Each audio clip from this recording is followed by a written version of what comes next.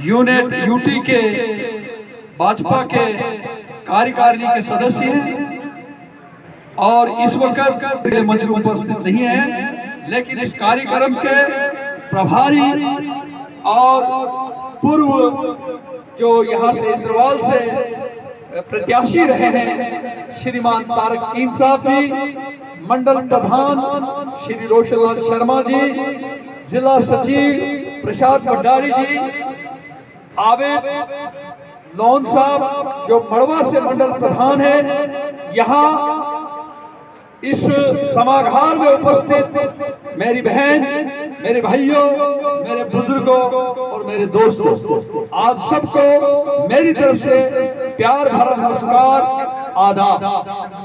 साथियों, जैसे कि आप जानते हैं कि आज यह जो समा है, आज जो हम एकत्रित हुए हैं, हम सब लोग आज हमारे स्वर्गीय प्रधानमंत्री आदरणीय अटल जी के जन्म तिथि पर इसको श्रद्धांजलि अर्पित करने के लिए जमा हुए।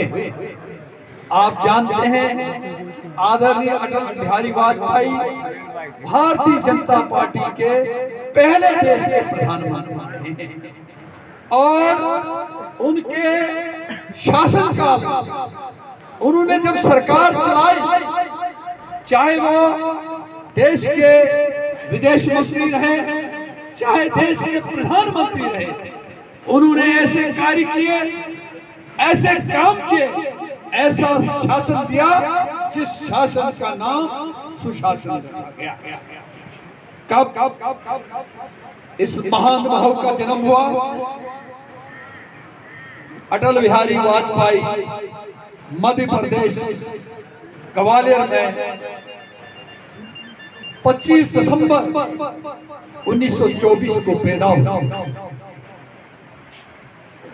जम्मू कश्मीर हिंदुस्तान आजाद होने के बाद हिंदुस्तान के संसद में वो 10 बार लोकसभा के प्रत्याशी रहे, लोकसभा के मेंबर रहे और 2 बार वो राज्यसभा के मेंबर रहे। भारतीय जनसंघ से वो बानी रहे। 1968 से लेकर 1971 तक वो भारतीय जनसंघ के प्रधान। राष्ट्रीय स्वयंसेवक से बचपन से राष्ट्रीय स्वयंसेवक संघ से जुड़े, लेकिन अपनी छवि पूरे देश के अंदर ऐसी बनाई कि हर जाति, हर मजहब, हर धर्म, हर क्षेत्र के लोग उन्हें प्यार करते थे, उनसे मोहब्बत करते थे, उन्हें बेहद चाहते थे।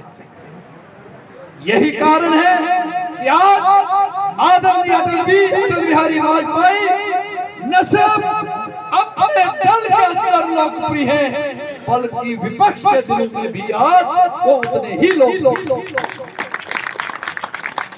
ये कारण है कि उन्होंने जब भी भारत के संसद में बोला तो बेझिझक, बेडर के बोला, लेकिन कभी भी किसी पे निजी प्रहार नहीं। असूलों की जंग लड़ी, असूलों की राजनीति की, सच को सच कहा, झूठ को झूठ। 1971 की जंग में जब पाकिस्तान के टुकड़े हिंदुस्तान की हमारी सेनाओं ने किए तो उन्होंने 1 मिनट नहीं लगाया। जब हिंदुस्तान की संसद चली तो उन्होंने उस वक्त की प्रधानमंत्री श्रीमती इंदिरा गांधी जी को मां दुर्गा की संज्ञा दे दी, बगैर ये जाने ये मेरे दल का प्रधानमंत्री नहीं है, सिर्फ इसलिए ये देश के प्रधानमंत्री। ये वर्चस्व होता था, ये अटल बिहारी वाजपेयी जैसे लीडर होते थे।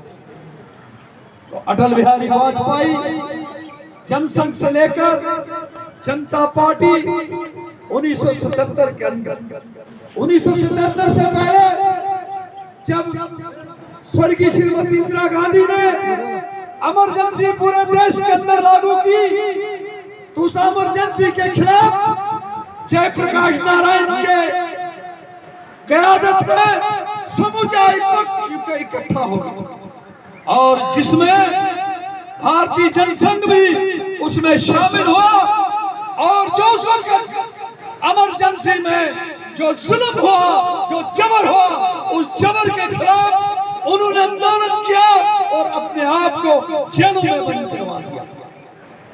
परिणाम स्वरूप 1977 के अंदर इंदिरा जी के कुशासन के कारण भारत देश की जनता ने उन्हें चुनाव में हरा दिया और जनता पार्टी की सरकार मोरारजी देसाई की क़यादत में बनी और उसी मोरारजी देसाई की सरकार में अटल बिहारी वाजपेयी जो है देश के विदेश मंत्री बने। वो पहले विदेश मंत्री थे जिन्होंने यूएन में जाकर उस परंपरा को तोड़ दिया कि यहाँ से नेता जाते थे और वो अंग्रेजी में भाषण देते थे, जो यूएन में उनको लोग कहते थे वो बोलते। और अटल बिहारी वाजपेयी जी ने यहाँ से जब गए उन्होंने कहा नहीं, अब समय भारत का बदल चुका है, अब तुम्हारी जबान में बात नहीं की जाएगी, अब हमारी जबान में बात की जाएगी और हम बोलेंगे। अब अंग्रेजी नहीं गूंजेगी, अब यूएन के अंदर के संसद में इनकी दीवारों से अटल बिहारी वाजपेयी की हिंदी में बोली हुई तकरीर उन्होंने यूएन के अंदर हिंदी में भाषण दिया और हिंदुस्तान का सर जो है ऊंचा किया और उस भाषण को पूरी दुनिया ने सुना। उन्होंने जब जम्मू कश्मीर के अंदर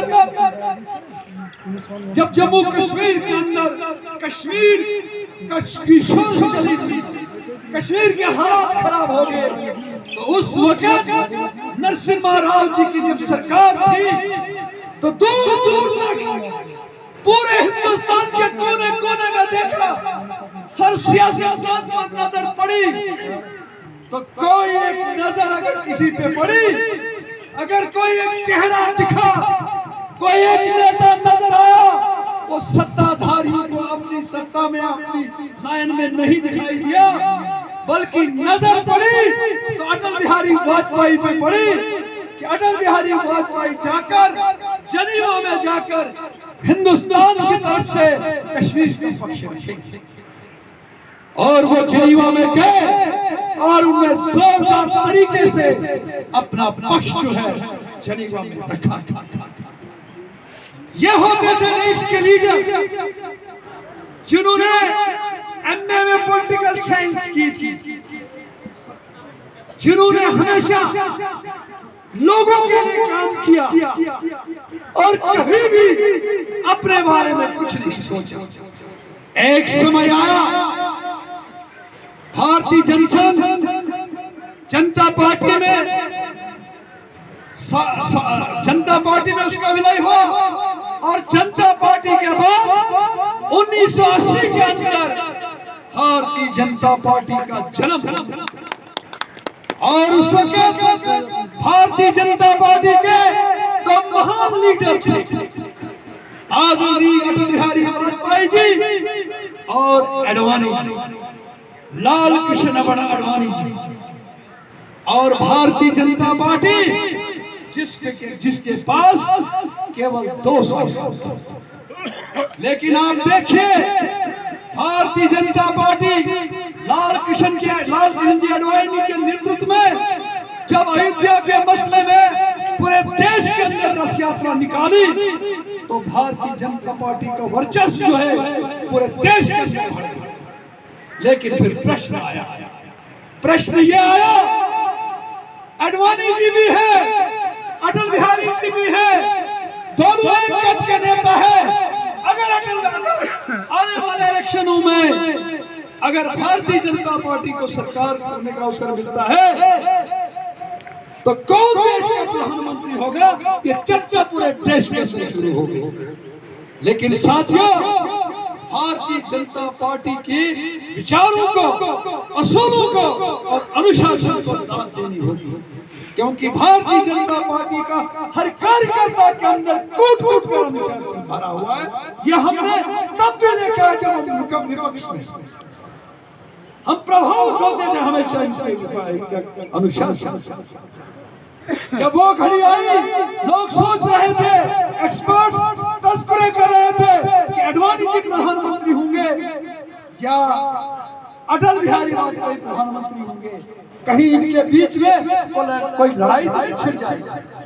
लेकिन जो ही समय आया, तुरंत आदरणीय अडवाणी जी ने ऐलान कर दिया कि अगर आने वाले चुनाव में हमारे देश की, हमारी पार्टी की सरकार बनती है तो इस सरकार का नेतृत्व जो अटल बिहारी वाजपेयी करेंगे, क्योंकि आदरणीय अडवाणी जी समझते थे कि आने वाले दिनों में हमें संपूर्ण बहुमत नहीं मिल सकता है, हमें कुछ दलों को अपने साथ मिलाना होगा, और वो चेहरा अगर कबूल होगा उन लोगों को, मैं नहीं हो सकता हूँ, अटल बिहारी वाजपेयी हो सकता है। ये जो सोच है, ये जो बलिदान है, ये जो तरीका है, ये सिर्फ आपको भारतीय जनता पार्टी में दिखेगा और किसी पार्टी में नहीं। तो इस तरह से जब 96 के अंदर चुनाव हुआ, तो 96 के चुनाव में पहली बार भारतीय जनता पार्टी अटल बिहारी वाजपेयी जी की क़यादत में हिंदुस्तान की सबसे बड़ी सिंगल लार्जेस्ट पार्टी बनकर उभरी। लेकिन सवाल यह पैदा होता था, सिंगल लार्जेस्ट पार्टी तो बनी, हुकूमत बनाने के लिए 272 का आंकड़ा छूना जरूरी था, जो अटल बिहारी वाजपेयी के पास नहीं थी, जो भारतीय जनता पार्टी के पास नहीं था। तो इस तरह से वो सरकार बनाना बहुत मुश्किल था। लेकिन अटल जी ने कहा कि इस बार मैं सांसदों से अपील करूंगा कि आप दलगत की राजनीति से उठकर अब अपनी जमीन की आवाज पे वोट करेंगे।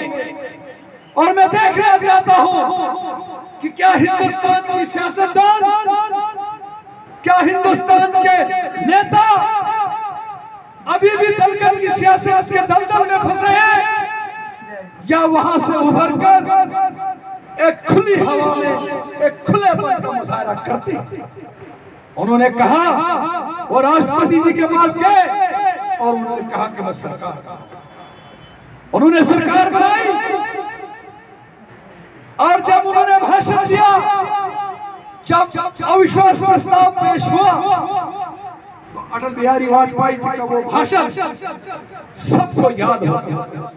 उन्होंने कहा कि मैं चाहूं, मैं सांसदों की खरीद फरोख्त कर सकता, मैं चाहता मैं मंडी खोल देता, मैं चाहता मैं बोली लगा देता, क्योंकि ऐसा माजी में होगा। लेकिन उन्होंने कहा कि मैं उस तरह की सियासत नहीं करना चाहता, मैं साफ, शफाफ और आदर्शवादी सियासत करना चाहता हूं, तो कि मैं हिंदुस्तान की राजनीति का तस्वीर और तस्वर बदलना चाहता हूं। इसलिए उन्होंने खुले मन से अपील की सांसदों को कि समय आया है कि आप दलगत की राजनीति से उठकर आप अपनी जमीर की आवाज पर वोट करेंगे। लेकिन उस वक्त भारतीय जनता पार्टी अनटचेबल, एक ऐसी पार्टी की छवि विरोधियों ने बनाई थी कि इस पार्टी के साथ छुआ नहीं जा सकता। लेकिन अटल बिहारी वाजपेयी जी अपने साहस के साथ, अपने शौर्य के साथ पूरी संसद के अंदर वो पूरे गरजे। लेकिन अंततः जब उन्होंने देखा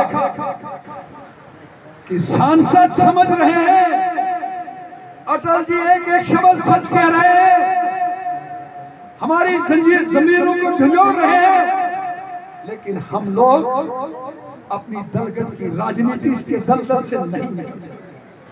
अटल बिहारी वाजपेयी जी ने जो ही अपना भाषण समाप्त किया, उन्होंने कहा कि मैं जा रहा हूं राष्ट्रपति भवन इस्तीफा देने, और केवल सरकार 13 दिन के लिए चली। और उसके बाद दोबारा सरकार किनकी बनी?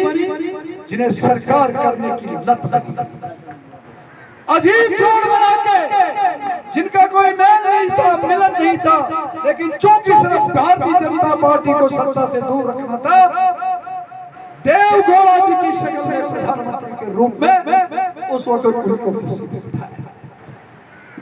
और उस वक्त फिर कांग्रेस के एक नए नेता का अध्यक्ष के तौर पर जन्म हुआ, वो थे स्वर्गीय सीताराम जी केसी। तो जब उन्होंने देवगौड़ा जी को प्रधानमंत्री की कुर्सी पे देखा, उन्होंने कहा अगर देवगौड़ा जी प्रधानमंत्री बन सकते तो मैं क्यों नहीं बन सकता।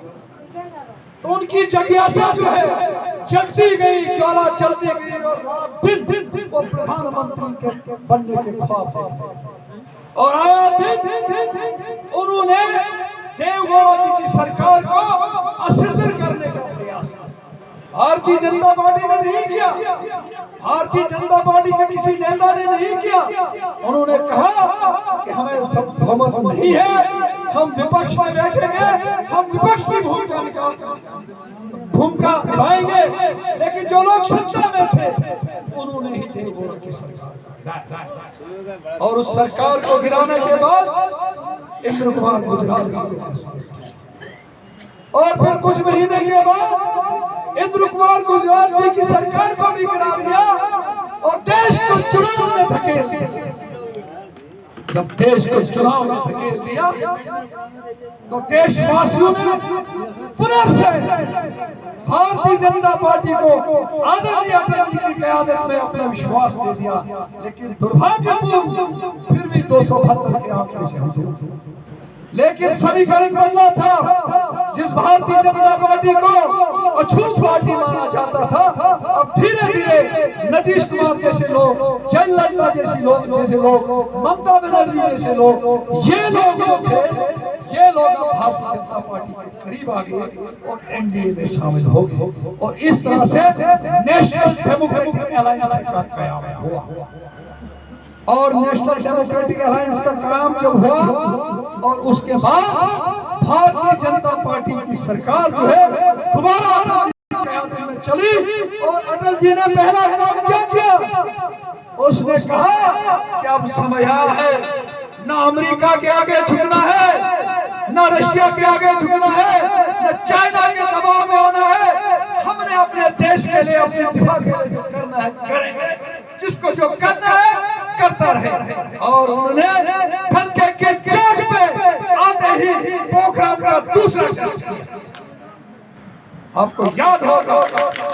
और जब उस पोखरण टेस्ट के बाद हमारे मुल्क के अंदर बहुत सारी शिक्षित लगाई, हमें पैसा रोका गया, लेकिन आदरणीय अटल बिहारी वाजपेयी के साहस से, उसके कुशल नेतृत्व ने इन चीजों से नहीं घबराया।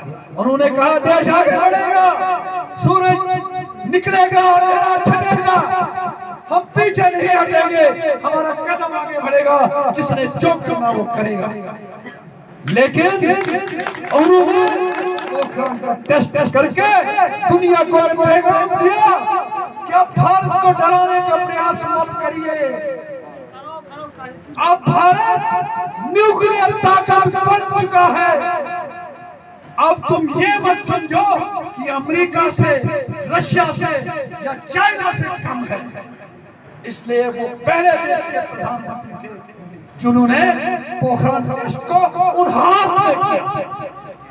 तो मेरे साथियों, उन्होंने अभी ये 1.5 साल चल ही रहा था, विरोधियों को बड़ी पेट में दर्द होने लगा, साजिशें शुरू हो गई, और इस तरह से एक बार फिर उनके खिलाफ अविश्वास प्रस्ताव लाया गया।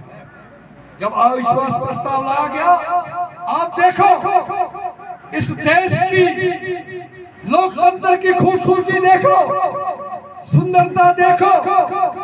एक तरफ से देश की लोकतंत्र की खूबसूरती, सुंदरता, और दूसरी तरफ से अटल बिहारी वाजपेयी का सुशासन, ईमानदार शासन, असूल परस्ती, एक वोट से, मात्र एक वोट से, और वो वोट किसका था?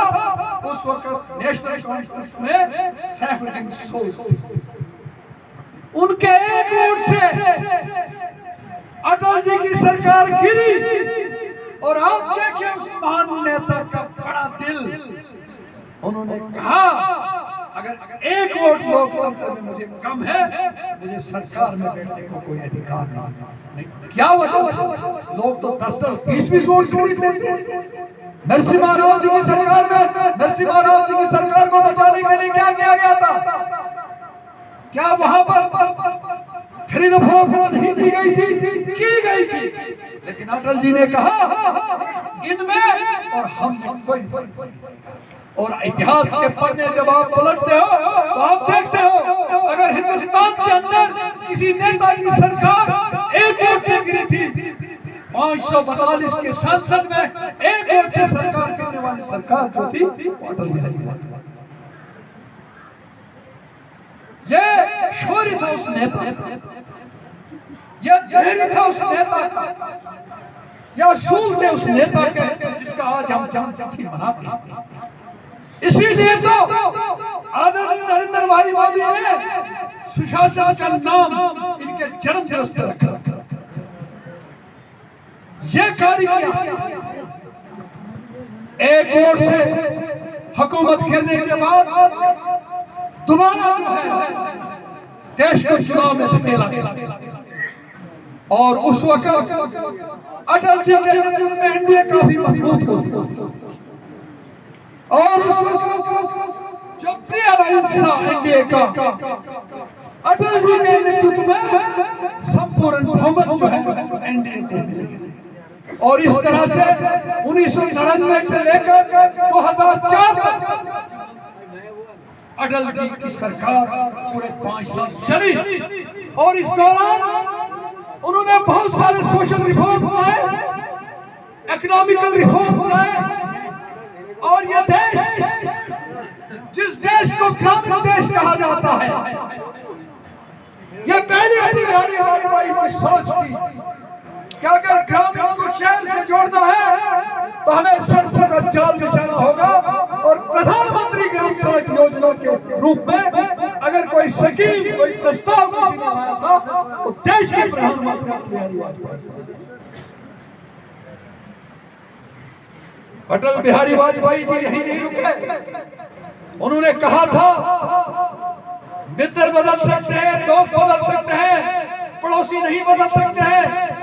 उन्होंने